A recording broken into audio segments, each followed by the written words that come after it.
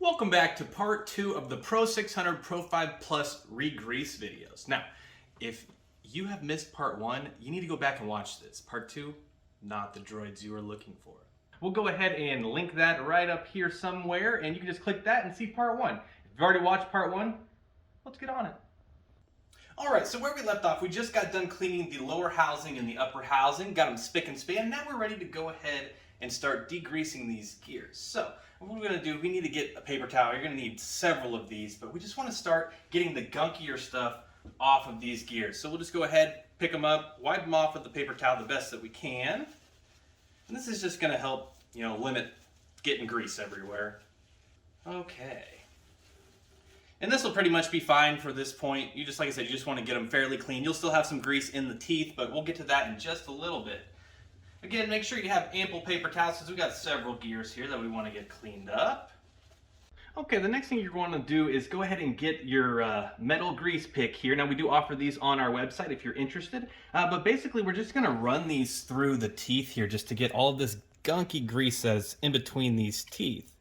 Now, it's a little time consuming, but it's almost like therapy. Alright, now as you can see, we got the gear pretty clean. We can go ahead and give it another wipe with a paper towel here. Now, there will be a little bit of grease left over in between these teeth. It's not a huge deal, but if you're wanting to get these things super clean, you can just take a paper towel and just run it through each of the teeth and get them as clean as you'd like. Okay, we're going to keep moving right along here. And like I said, you just want to do this with every single one of the gears and just go through the teeth and get them nice and clean. Alright, we've started degreasing some of these gears. Before we go any further, let's discuss what these parts are actually called. That way, if you have to order them, you know exactly what you're looking for. So this right here, this is the most common failed gear. This is actually called the worm follower gear. And as you can tell, we showed you earlier, once we get these cleaned out a little bit more, we'll show you again, but this one's pretty worn. And this is called the hub gear. This is called the bevel gear.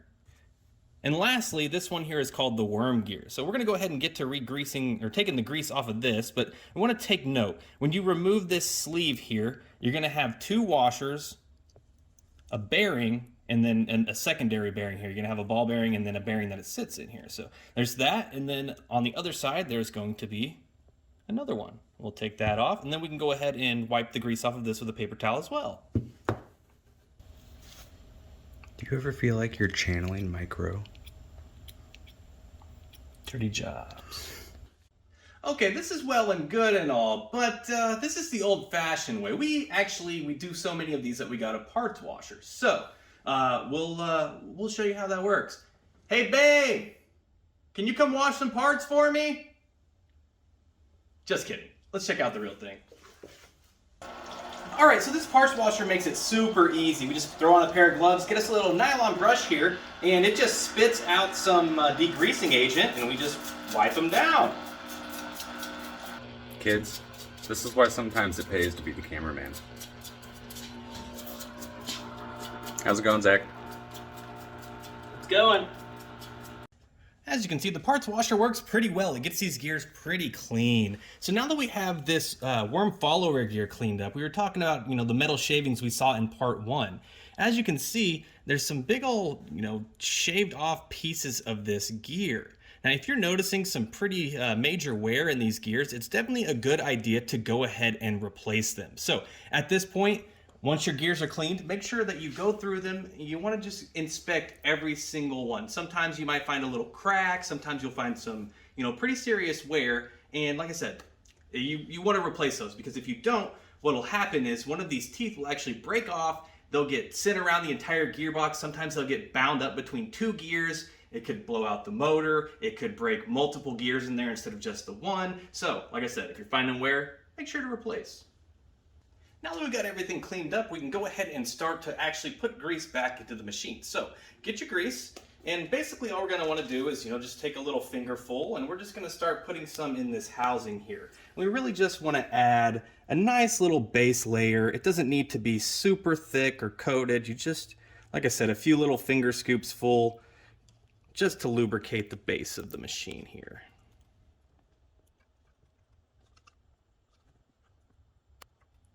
Now, if you want to lubricate this shaft, there's a fan in the back, and you can just kind of give that a little tickle with your finger there, spin it by hand, and just put the grease on there. Very, very easy, just like that. Now the next thing we're going to want to do is go ahead and grease this external ring here. Now, they usually don't have very much grease on them. You don't have to put a whole lot on, but this will definitely limit some metal to metal sounds. So it'll definitely, make your machine a little bit quieter. It doesn't need a whole bunch. Like I said, maybe just two little fingertips full. And you just want to run it around just like that. This is a good point before you go ahead and install this. A lot of times you'll see a bunch of, excess ingredients and stuff. We can go ahead and get this cleaned up a little bit, but also you'll find a lot of ingredients in here as well. So we can just take a paper towel and just wipe some of that out and dump it into a trash can. So the best way to clean these is to get some 70% isopropyl alcohol and, just get a little bit on a rag, and then you'll just take these parts and just give them a nice little wipe down.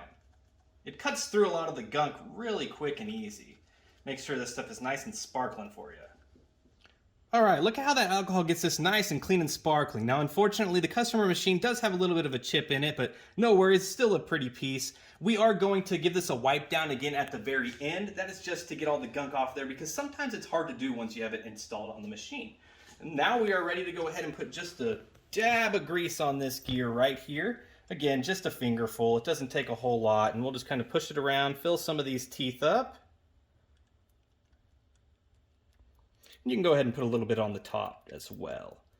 And once it's looking like that, it is ready to go up through the machine.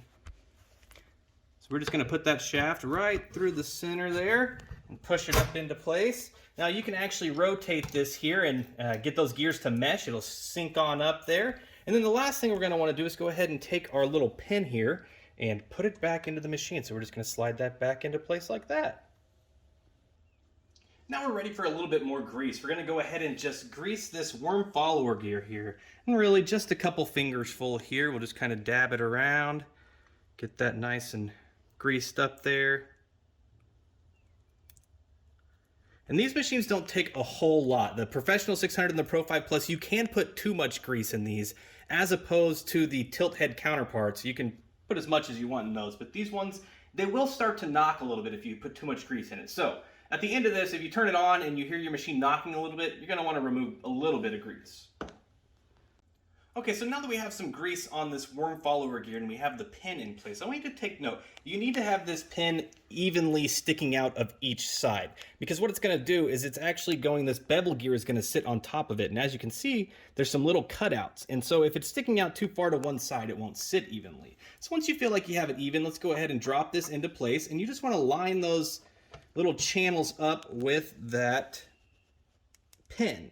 And then just push it down into place. Now, you can see it kind of caused some of this grease to push out. That's a good indication that you've seated the gear.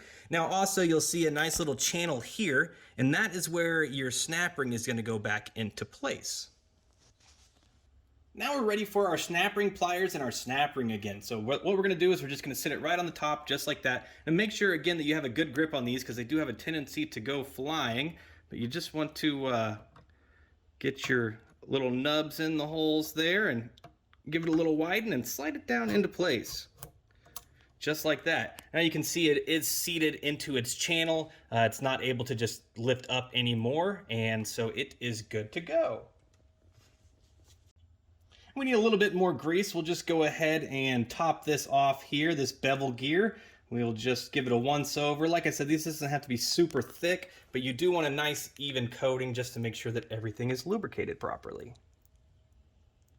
All right, now we're ready to move on to the worm gear itself. Now, take note, you have these two little bearings here that sit on each side of this shaft. Now, you want the one with the long fat end on it, right? You see this one is flat and this one has the fat extended in. You want to put that on the back side over here with the gear. And then this one, actually, to make up for that excess spacing there, you actually put your washer back on there. Now, you can tell these washers actually have a little beveled edge. You want the bearings to sit inside that bevel because one side is flat. So make sure that you're sandwiching it between the bevels, just like that. And then we can go ahead and slide this bearing on. Perfect. Now it's ready to be dropped into place. Now we're ready to drop this worm gear down into place here. There we go. And it'll just sit on down. You'll notice you want these tabs to be straight up and down on these little bearings here. And it just slides down into place like that. And we could just take a little bit of grease and dab it on this here. Again, doesn't have to be a huge amount. We just want to get it nice and evenly coated. If you want, you can spin the fan back here and just give it a little rotation there to kind of mix some of that grease up in there.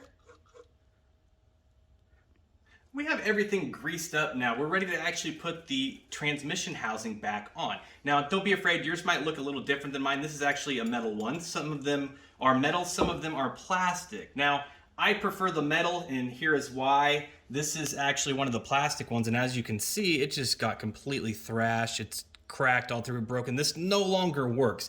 Now, the reason this happens to the plastic ones is this gear can actually, it moves around quite a bit in there. It wiggles back and forth. It's just kind of floats in there. And sometimes if it gets bound up or hits into something real heavy, it'll knock it forward and actually crack this housing. So if you do want a metal one to upgrade, they are available. We don't carry them at this point, but you can find them. All right, so we don't want to forget our gasket. So we need to make sure we got our gasket here. And we can just remove this adhesive backing off just like that. And we'll actually just stick this right back onto the housing here. And there are two little pins that will line up with it. And then, like I said, it does have that adhesive backing, so it should stick pretty well. If you're having issues getting it to stick, just go ahead and clean the wall of the housing, and it should stick a little better for you. Now that we have our gasket on, we can go ahead and slide our last gear back into place in this transmission here. And just like that, it literally just slips right on in there, and then give it a nice little coating of grease. Again, it doesn't take a huge amount, but you do want to make sure all the teeth are lubricated. Then you can also just kind of touch up on the sides a little bit. Just like that. Now we're ready to drop this down into place. So that gear will fall out of there if you turn this upside down, so you do want to make sure you hold it in this orientation to keep it in its place. And then we'll actually just come around the side here, and we just want to weasel it around. Again, you want to make sure that you're not ramming it into that board. You don't want to break the clips on that. And then we'll just set it down into place. Now you may notice that this doesn't seat all the way. So if you still have a little bit of a gap, just put a little bit of pressure up here and rotate that fan again, and it'll drop down into place. Just like that. We are seated. All right, so we are done with all of the grease. Now we're actually ready to start putting our screws back in. So go ahead and pick up your screws. Now don't worry, all of the housing screws and the transmission screws are the same. The only difference is the one for the band, the little tiny one. So as long as you're not grabbing for that one, you can't go wrong. Let's go ahead and start screwing these in here. Now be careful, if you do have a plastic one of these housings, don't over tighten these. You do want to screw them in until they're tight, but once you start to meet some resistance, you want to go ahead and stop, because again, that's how you can crack those housings and damage them that way. So make sure to not damage your machine.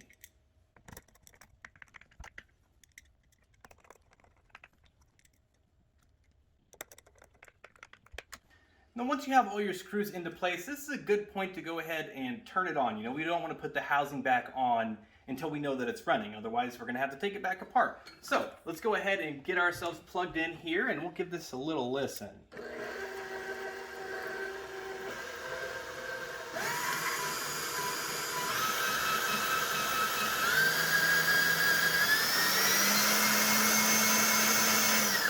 All right, she's hitting all the speeds, sounding really good. So now we can go ahead and put our upper housing back on. Okay, so now that we know that it works, we're gonna go ahead and unplug our machine again here. And the reason being, we're gonna wanna go ahead and take our 70% isopropyl alcohol again and just do some cleanup here. Once you take them off, you'll notice there's gonna be a bunch of gunk and grease around here. If you could just take that rag and literally just wipe around there and get that nice and clean. Oh, cool sticker, man. Where'd you get that? The F-bomb, baby. Okay, so now that we got this lower housing cleaned up, we can go ahead and move on to the upper housing. But first, if at any point in this repair you found yourself dropping the F-bomb, don't worry, we feel ya. That's why we make these guys right here. These little vinyl decals, we make them for machines, water bottles, and laptops, things like that. So, every once in a while, it just feels nice to drop the F-bomb. Okay, let's go ahead and move into our upper housing here. And we're just gonna, same thing with the alcohol, just gonna give it a nice little wipe over. You'll notice you got a ton of nasty gunk and debris here. We're just clean that right on out of there. Get this baby looking pretty. A clean machine is a happy machine. All right, once we're all cleaned up, we can go ahead and just drop this down into place. It literally just goes right on over, sits right on down just like that. Then we can go ahead and take our screws and start screwing those into place to secure the housing.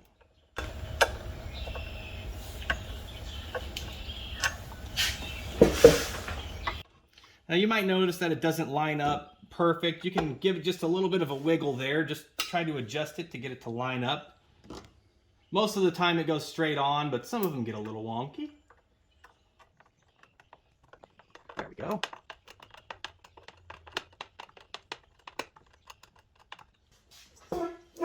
And remember, there are 2 on each side in identical spots. So you're going to have 2 here and then 2 over there as well. All right, last step, we're ready to put the band on, but we want to go ahead and get this cleaned up as well because again, a lot of times you'll find a lot of baking debris and stuff beneath that. Same thing, just a rag with some alcohol. It'll clean this right up. Now be careful because these things are a little fragile. You can bend them. They can be bent back into place as long as you don't, crease them in half or anything. But yeah, just be mindful when you're working on these. One thing that you can do to make sure that you don't bend it is to set it down on a flat surface like this and wipe like that. Now unfortunately you can't do that with the round part here, but it works great for the flat sides. Once you have the band cleaned up, we can literally just put it right over the front just like that. Now you'll notice it does have a little channel for it to sit down into. The only issue that you can run into is that if you don't get it seated around this speed control here, but as you can see we are seated in place and we are ready to put our last screw in. Now make sure when you put this in that you do not over tighten this because I have seen these get damaged before. People will over tighten these and it'll actually strip out the threads on this so that it no longer tightens down into place and holds the band in place anymore. So they don't need to be super tight, just tight enough to hold the band snugly. Once you got the band on, the very last step is to just give the machine a once over again and just to make sure it's nice and clean. Get all the excess oil, any grease you got on there, and just really just clean off any baking supplies, flour, and things like that. As always, thank you so much for watching. If you enjoyed this video, make sure to give us a like and a follow. Hit that bell if you want to see our notifications. If you need any of the parts, tools, or grease, make sure to check out our website. We'll link it in the description below. See you next time. Also, make sure to peep our Fake It Till You Bake It series. I work on these machines all the time. I don't use them enough, so I'm definitely faking it till I bake it. We'll link them right over here.